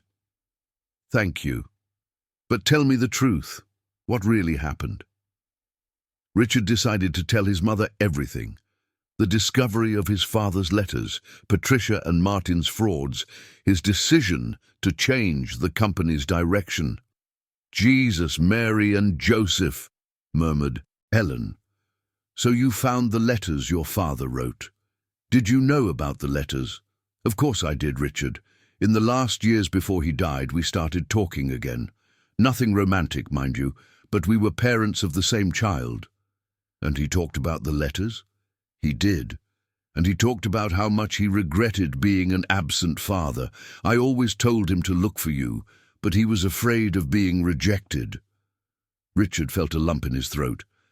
"Mom, why didn't you ever tell me this?" "Because you were so angry with him. I thought it would be worse. Maybe I was wrong. Maybe we all were wrong, Mom." "Richard, can I tell you something? Your father would be very proud to know that you finally discovered what really matters in life."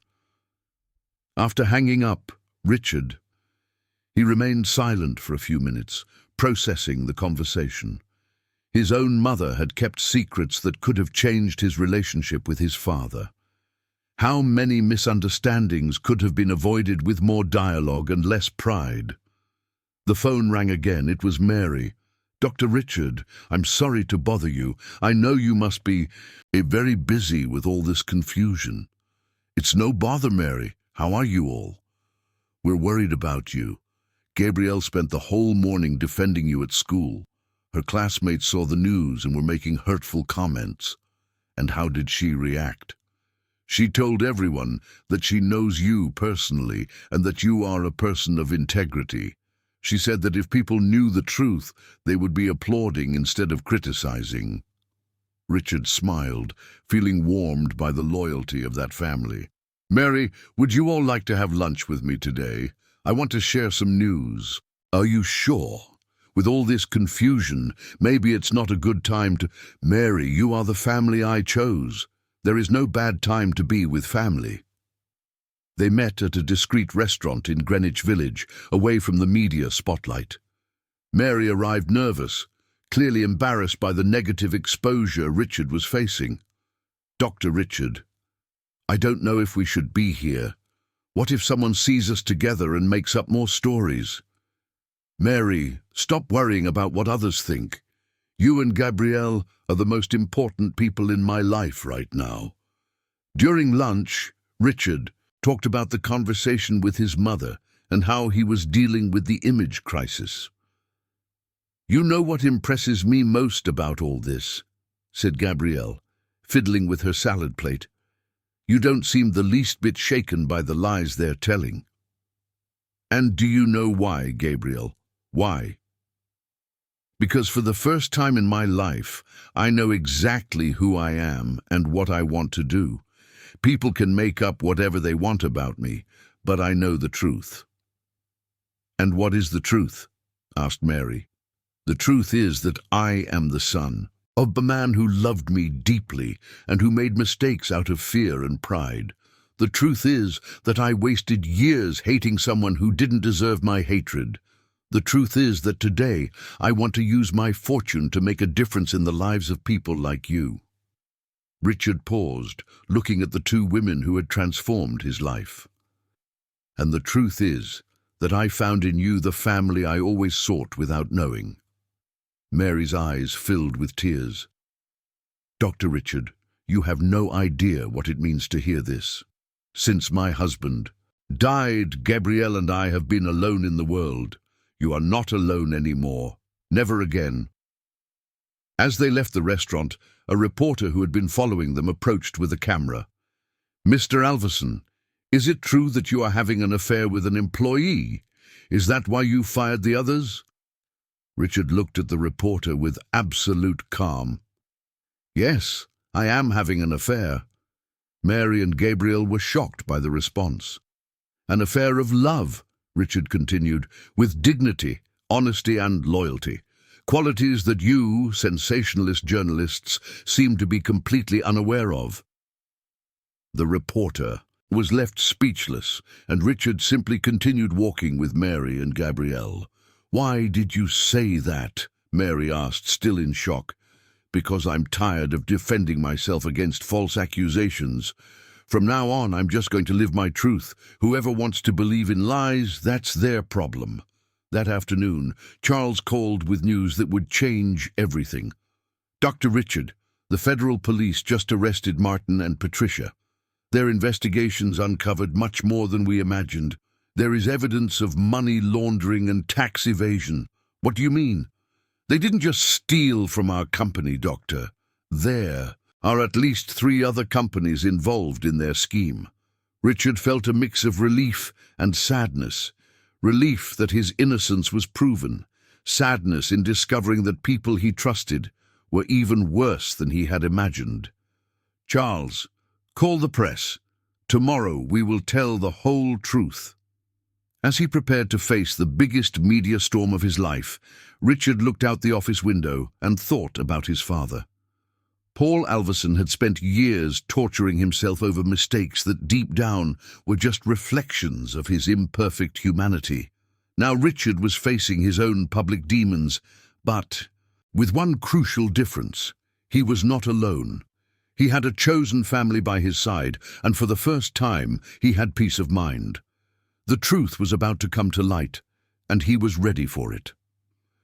Thursday morning dawned clear and sunny, contrasting with the media storm of the past few days. Richard woke up at 5 in the morning in the townhouse in Beverly Hills, where he had spent the night rereading his father's letters and mentally preparing for what would be the most important day of his business career. He had decided to hold the press conference not at the corporate office on Wall Street, but at the house where Paul Alverson had lived his last years. It was a symbolic choice that few would initially understand, but that would make perfect sense in the end. Mary arrived at 7, carrying a bag with breakfast that she had specially prepared for the occasion. "Dr. Richard, how are you feeling?" she asked, noticing the unusual serenity on his face. "Calm, Mary. For the first time in a long time, completely calm. I brought pastries, freshly brewed coffee, and cornbread that I made last night. My grandmother always said that important moments deserve food made with love." They had coffee at the small kitchen table, where Paul used to sit alone during his last years of life. Richard could almost see his father's silhouette in that chair, reading newspapers and looking for news about his son. "Mary, can I ask you a personal question?" "Of course, Doctor." "How did you manage to maintain your dignity all these years working in jobs that were far below your qualifications?" Mary smiled, stirring the sugar. "In the cafe, my father always taught me that honest work doesn't diminish anyone. He was a dishwasher, a construction worker, a mover, but he never bowed his head. He said that true education is carried within the heart. And you passed that on to Gabriel." "I tried. And I thank God every day for having a daughter who understands that people are valued for who they are, not for what they have." At 9 o'clock, Gabriel arrived accompanied by Charles, who had offered to pick her up from school. The girl was visibly nervous, carrying a folder with her notebooks. "Dr. Richard, I brought something I wanted to show you," she said, opening the folder and pulling out a sheet of paper. "I wrote an essay about unsung heroes for my English class. I wrote about you." Richard took the sheet and began to read aloud. "True heroes don't wear capes or have superpowers. Sometimes they are business people who discover that their greatest wealth is not in banks, but in the hearts of the people they touch. I met a man like that. He built an empire thinking it would make him happy, but he only found happiness when he learned to build bridges between people." Richard's eyes filled with tears. "Gabrielle, it's beautiful. The teacher said it was the best essay in the class, and when my classmates asked who I was talking about, I told them the whole story. Now half the school wants to meet you." Charles, who was watching the scene with emotion, cleared his throat. "Doctor, sorry to interrupt this moment, but the reporters have started to arrive. We have equipment from 5 TV stations, 3 newspapers, and at least 10 news websites." "Perfect. Let's get started." Richard had set up a small podium in the garden of the house with the jabuticaba trees his father had planted serving as a backdrop. It was a simple setting but loaded with meaning. When he stepped out to face the cameras, Richard was accompanied by Mary, Gabriel, Charles, and Dr. Fernando, an unlikely but real family. "Good morning," he began, his firm voice echoing through the garden. "I called this press conference to clarify the facts that have been distorted by the media in recent days." The reporters stirred, preparing aggressive questions, but Richard raised his hand, asking for silence. "Before answering your questions, I will tell a story. The story of a man who spent his whole life seeking the love of a father who, he discovered too late, always loved him deeply." For 40 minutes, Richard narrated his journey, the emotional coldness built since childhood, the business success that did not bring happiness, the discovery of his father's letters, and how that completely transformed his worldview. "Paul Alverson, my father, died without knowing that I forgave him for all the mistakes he thought he made. He died without knowing that I also loved him. And it was through this extraordinary woman," he pointed to Mary, "and her brilliant daughter that I discovered this truth." Some reporters began to shift uncomfortably, realizing that the narrative was not the sensational scandal they expected. "Regarding the allegations made against me, I have documentary evidence that I was a victim of a fraud scheme orchestrated by people I trusted blindly." Dr. Fernando stepped forward and distributed copies of all the documents that Charles had gathered: fake contracts, fraudulent transfers, evidence of insider trading. Everything was there, properly organized and authenticated. "The federal police have already arrested the real culprits," Richard continued, "but that is not the most important thing. The most important thing is what I learned from this entire experience." He paused, looking directly into the cameras. "I learned that wealth without purpose is just empty accumulation. I learned that true loyalty cannot be bought. It is earned through consistent actions. And I learned that family is not just blood, it is choice." A reporter from CNN raised her hand. "Mr. Alverson, is it true that you are implementing radical changes in the company?" "It is true. Starting next month, all employees of Alverson Developments will have profit sharing. We will create a premium health plan that includes family members, a daycare for employees' children, and an educational fund to ensure that no talent is lost due to lack of resources." "Won't this negatively affect the company's profits?" asked a reporter from the state. "Yes, it will reduce my personal profits, but it will increase something much more valuable: the satisfaction of knowing that our company improves lives, not just numbers." A reporter from the New York Times asked the question everyone was waiting for. "Don't you think this radical change in behavior could be seen as mental instability?" Richard smiled, a genuine smile that conveyed an inner peace that impressed everyone.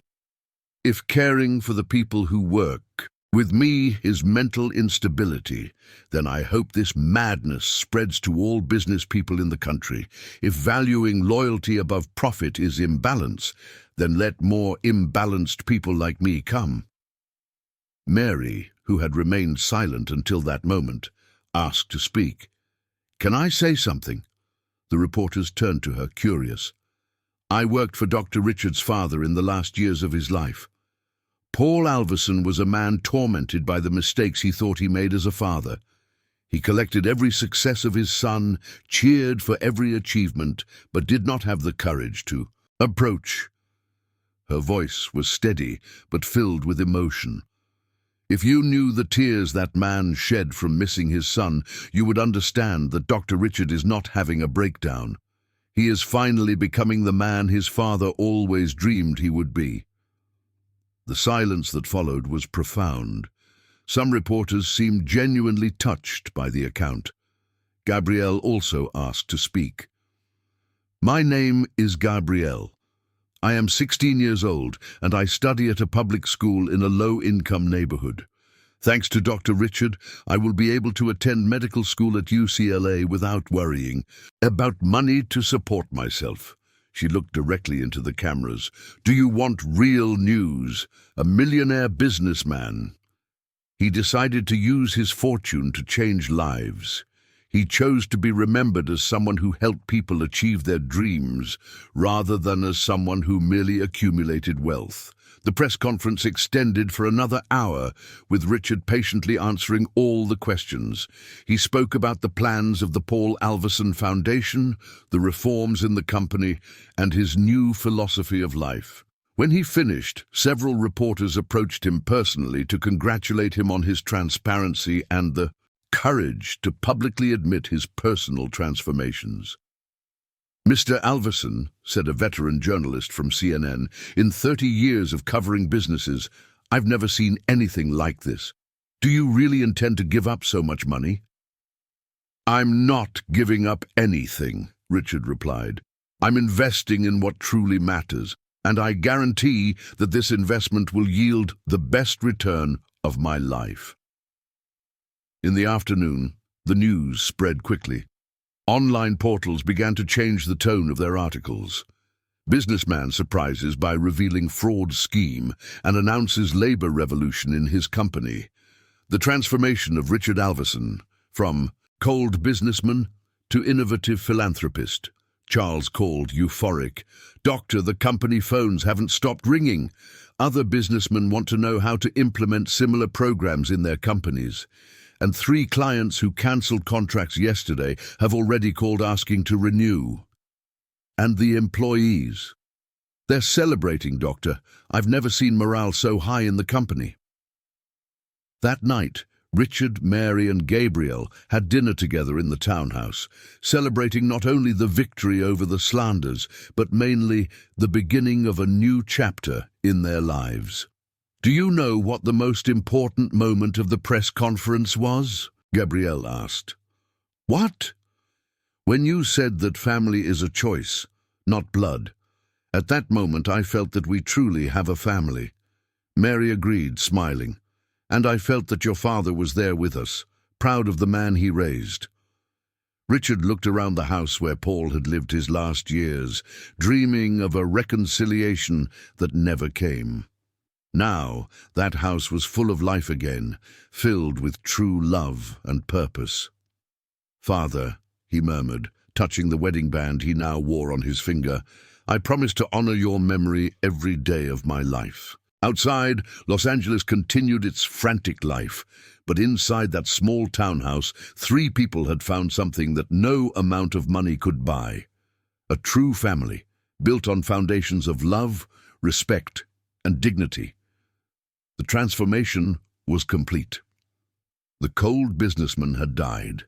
In his place, a man was born who finally understood the true meaning of wealth.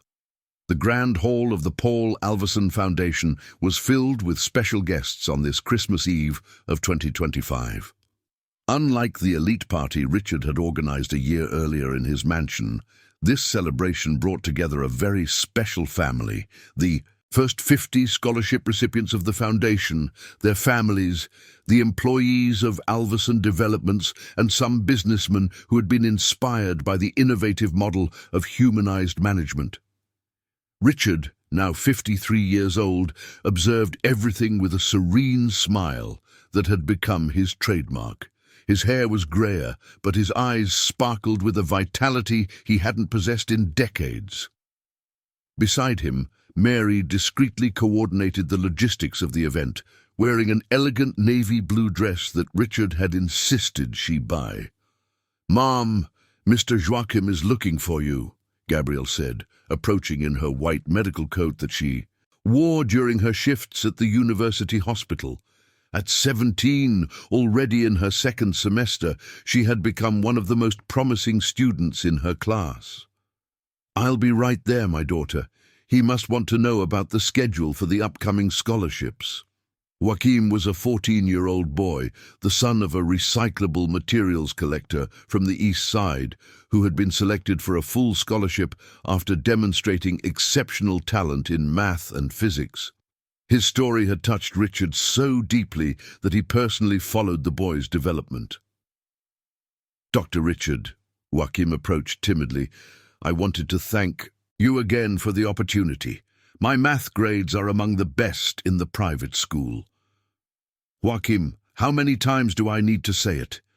You owe nothing to anyone. Your talent is yours, and you are earning everything on your own merit. But if it weren't for the foundation, another path would have appeared.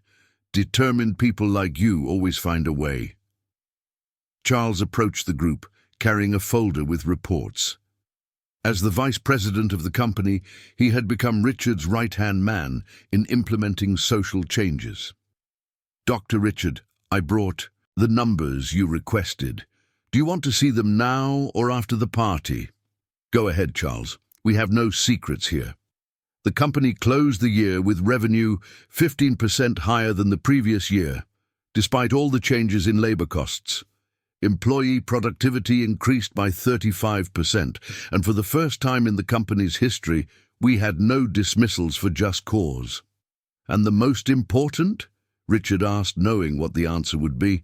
"Zero labor lawsuits, zero complaints to the Department of Labor, and our company was voted by employees as the best place to work in the construction sector in Los Angeles." Gabriel smiled.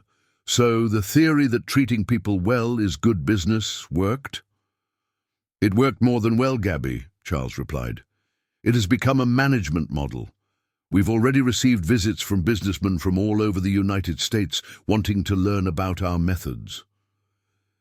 At that moment, an elegant lady approached the group. It was Helen Alverson, Richard's mother, who in recent months had become a regular at the foundation, volunteering to support the students. "Richard, my son, I need to tell you something exciting," she said, her eyes shining. "What is it, Mum?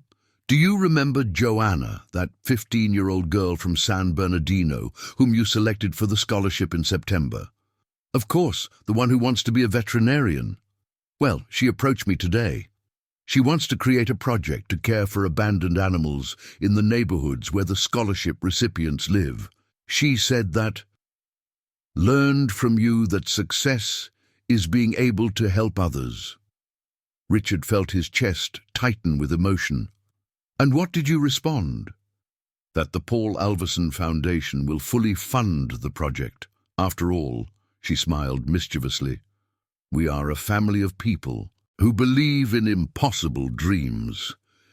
The party continued with presentations from the scholarship recipients themselves. There was a choir made up of employees' children, a science exhibition organized by the younger students, and even a small play about the importance of education. Around 9 in the evening, Richard asked for everyone's attention. The hall gradually fell silent, and all eyes turned to him. "Friends, family, collaborators," he began, his voice heavy with emotion. "Exactly 1 year ago, I received a Christmas gift that changed my life forever." He gestured for Mary, who approached carrying the same simple red fabric box that Gabriel had handed him a year earlier. "This box brought back a father I thought I had lost forever. It taught me that true love is sometimes expressed in silence, through actions we only perceive when we are ready to see." Richard opened the box and took out his father's ring, which he now wore on the ring finger of his right hand. "My father, Paul Alverson, spent years martyring himself for not being the father he thought he should have been.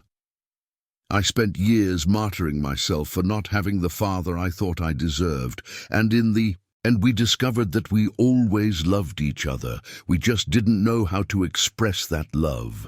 He looked directly at Mary and Gabriel. "But sometimes life gives us second chances through extraordinary people.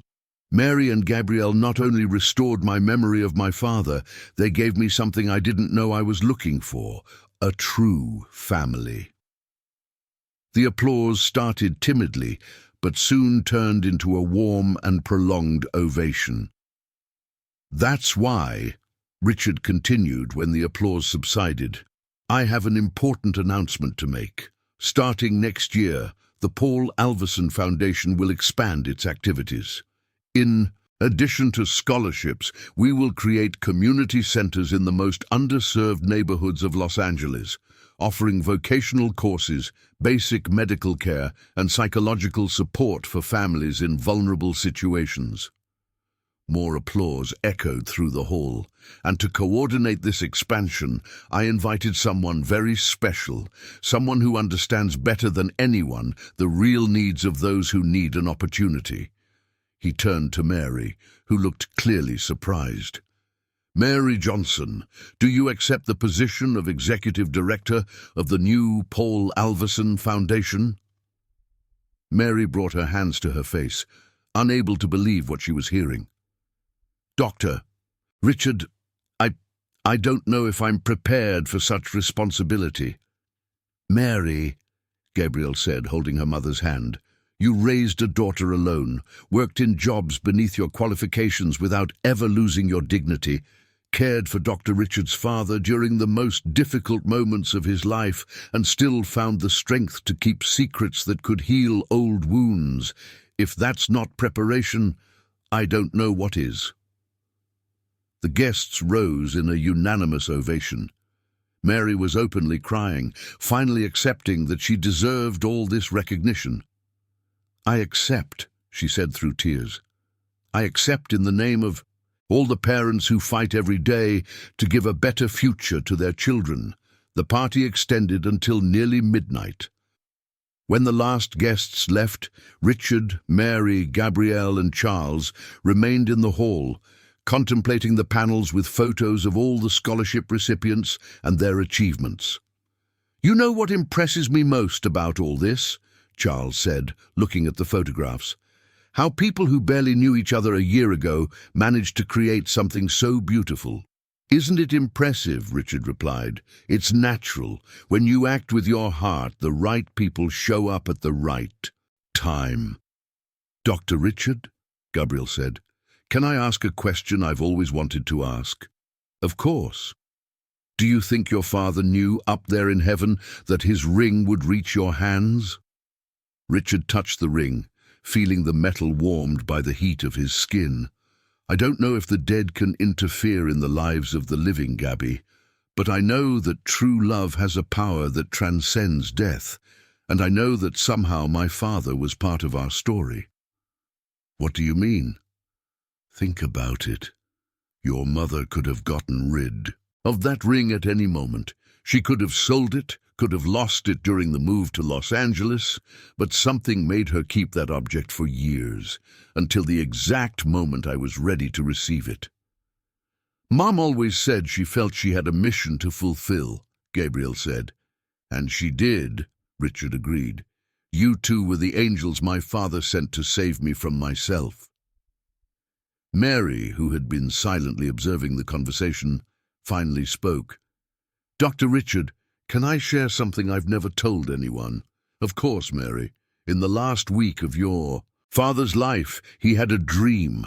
He dreamed that one day you would discover the letters and understand that he always loved you. In the dream, you were not alone. You had a family that helped you be happy. Did he tell you this?" "He did. And he said a phrase I never forgot. 'Mary, when my son is truly happy, we will know our mission has been fulfilled.'" The silence that followed was heavy with emotion. Richard looked at those three people who had transformed his life and felt a deep peace, as if he had finally found his place in the world. "Mission accomplished, Dad," he murmured, looking up. "Mission accomplished." On the morning of December 25th, 2025, exactly 1 year after receiving the red box, Richard woke up in the townhouse in Beverly Hills, which was now officially the headquarters of the Paul Alverson Foundation, and found Mary preparing breakfast in the kitchen. "Good morning, my son," she said, using for the first time the affectionate treatment he had kept in his heart for months. "Good morning, Mom," he replied, embracing her with the warmth he had always wanted to show, but never knew how. From the backyard came the sound of Gabriel's laughter as she played with Rex, the mixed-breed dog they had adopted 3 months earlier, an idea from Richard, who said every family needed a dog. "Mary," Richard said, sitting at the table where his father used to have coffee alone, "thank you." "Why, my son?" "For giving me my father back. For giving me a daughter. For teaching me that true wealth is measured in love, not money." "You don't need to thank me for that, Richard. Family doesn't thank. Family loves." Through the window, Richard could see Los Angeles. Waking up to another day, the city remained frantic, competitive, filled with people chasing material dreams. But there, in that small townhouse where a lonely father had cultivated a silent love for decades, 3 people had discovered that the greatest treasure anyone can have is the certainty of being loved. Paul Alverson's wedding band shone on Richard's finger, no longer as a symbol of loss, but as a constant reminder that true love never dies. It only waits for the right moment to reveal itself. And sometimes that love arrives wrapped in a simple red box, delivered by the trembling hands of a brave girl, carrying with it the power to heal old wounds and build extraordinary futures. The Alverson Foundation would grow in the following years, helping thousands of young people achieve their dreams. Alverson Developments would become a national reference in humane management, and Richard, Mary, and Gabrielle would continue together, proving that family is truly a matter of choice, not blood. But the greatest achievement of all would be something no money could buy: the certainty that Paul Alverson, wherever he was, finally knew that his son had forgiven him and loved him deeply. The true legacy was not in the buildings Richard had constructed, but in the hearts he had touched, and that legacy would last forever. Please like, subscribe to the channel, turn on notifications, and if you watched until here, comment, "I watched until here," and leave your opinion about this story. Oh, and don't forget to watch the next video that appears on the final screen. It's going to be very exciting.